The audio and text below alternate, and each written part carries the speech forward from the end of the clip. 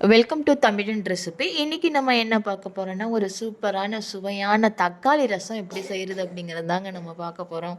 எப்போதும் நம்ம வைக்கிற மாதிரி வைக்காமல் இந்த ஸ்டைலில் நம்ம வந்து வைக்கும் போது இது ரொம்பவே டேஸ்ட்டாக இருக்கும், ரொம்பவும் நல்லா இருக்கும். இந்த ஸ்டைலில் வந்து நம்ம எப்படி வைக்கலாம் அப்படிங்கிறத நம்ம பார்க்க போகிறோம். சேனலை சப்ஸ்கிரைப் பண்ணாதவங்க சப்ஸ்கிரைப் பண்ணிக்கோங்க. இப்போ நம்ம என்ன பண்ண போகிறோம் அப்படின்னா, எலுமிச்சம்பழம் சைஸு புளியை வந்து ஒரு 2 டம்ளர் தண்ணி ஊற்றி நம்ம வந்து ஊற வச்சிடலாம்.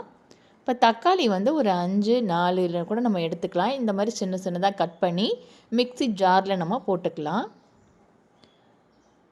அதுக்கப்புறம் ஒரு பூண்டு ஃபுல்லாக எடுத்திருக்கேன். மிளகு அரை ஸ்பூனு, ஜீரகம் அரை ஸ்பூனு, இது எல்லாத்தையும் போட்டு நம்ம என்ன பண்ண போகிறோன்னா மிக்ஸி ஜாரில் போட்டு நம்ம வந்து பேஸ்ட் பண்ண போகிறோம்.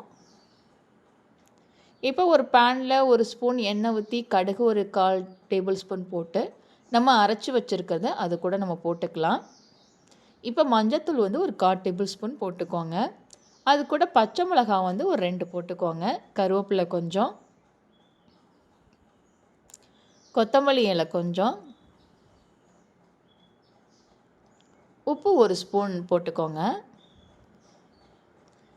பெருங்காயம் லைட்டாக போட்டுக்கோங்க. பெருங்காயத்தூள் கட்டி பெருங்காயமாக இருந்தாலும் சரி, தூளாக இருந்தாலும் சரி, இது எல்லாத்தையும் போட்டு நம்ம என்ன பண்ணலாம் அப்படின்னா நம்ம நல்லா வதக்க போகிறோம்.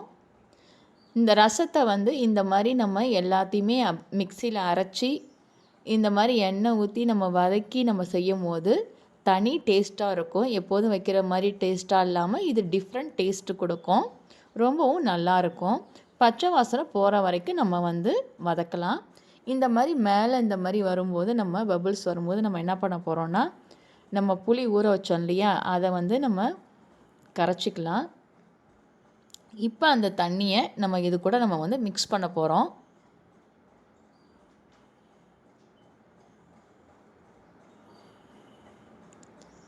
இப்போ இதை நம்ம நல்லா கலக்கி விட்டுக்கலாம்.